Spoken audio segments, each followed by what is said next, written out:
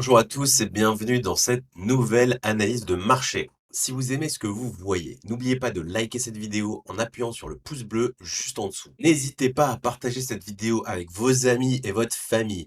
Cela nous aide énormément. Et si vous ne voulez pas manquer nos prochaines vidéos, assurez-vous de vous abonner à notre chaîne en cliquant sur le bouton s'abonner et en activant les notifications. Alors, il s'est pas encore passé plein de choses cette semaine. On va commencer comme d'habitude par le DXY. Bon, on voit, hein, depuis qu'on était sur support que le DXY continue son avancée. Voilà, on va, je pense, continuer à faire un joli W pour, se retrouver sur notre target final vers les 109-110 $ au minimum.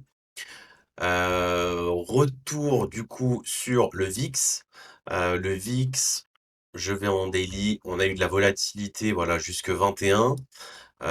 Ça s'est calmé vendredi. Aujourd'hui, jour férié, donc le VIX ne cote pas. Donc voilà, on va voir ce que ça donne, demain. Mais on reste toujours, voilà, il n'y a pas de mouvement, tendanciel, qui s'est officialisé.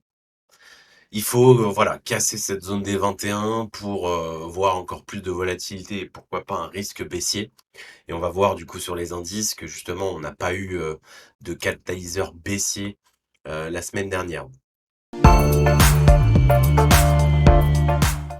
Donc le S&P 500, bon, bah, en fait une bougie haussière, hein. On voit bien que la mèche a essayé de trader en dessous la bougie de la semaine d'avant, mais voilà, ça a pas tenu et on a tout retracé pour clôturer tout en haut. Donc on voit bien, hein, ce marteau, qui clôture, voilà, presque en extrême. Bon, il y a pas de voilà, il y a pas de signe baissier en weekly, hein, sur le S&P 500 pour l'instant.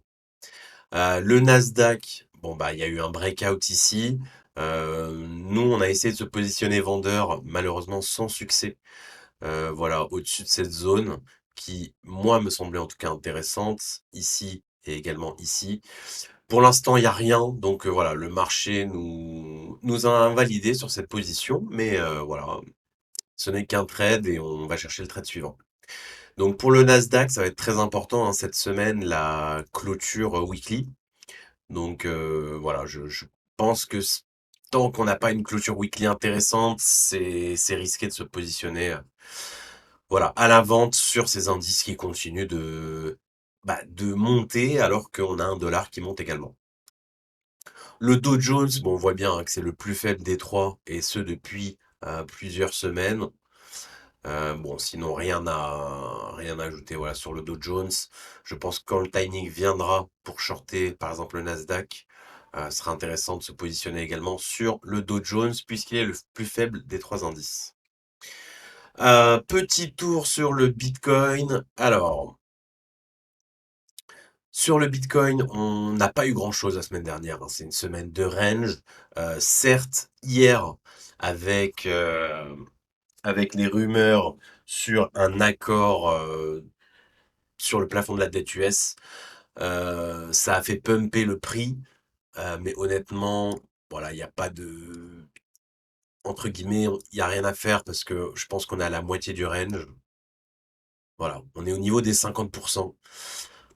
Voilà, je pense pas que ce soit un bon point d'entrée pour rentrer longue, pour ceux qui sont rentrées longues. Potentiellement un point d'entrée short.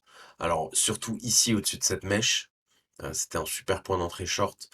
Voilà, maintenant, je pense qu'il vaut mieux laisser passer ou en tout cas attendre que ce soit le bon timing également sur les indices pour, pour potentiellement voir une autre jambe de baisse sur la partie crypto. En tout cas, voilà, la mèche d'hier, enfin la bougie d'hier a dû, liquider toutes les personnes qui étaient short sur ces actifs-là. Nous, c'est pas le cas sur Bitcoin. On a eu un trade Ethereum, on a fait un TP1 la semaine dernière, ici. Et sur le reste, on a été exécuté avec un stop loss qui nous a rien coûté, vu que le stop loss est à break-even dès qu'on atteint le TP1. Matic, bon, bah, pareil, semaine, monotone, pas de volatilité, mis à part cette grosse volatilité vendredi où on est rentré en position avec un ordre limite au niveau des 0,9435, ici le trait rouge. Hem, voilà, je suis un peu embêté par, voilà, ce regain de force sur les cryptos, mais voilà, moi je pense que c'est temporaire et que c'est juste pour chercher la liquidité. En tout cas, pour l'instant, on reste attentif et attentionniste. Voilà, je vous souhaite une très bonne semaine et je vous dis à bientôt. Si vous souhaitez recevoir encore plus de contenu gratuitement et être connecté à notre communauté, rejoignez notre groupe Telegram. Vous y trouverez des exclusivités, des analyses de marché et bien plus encore.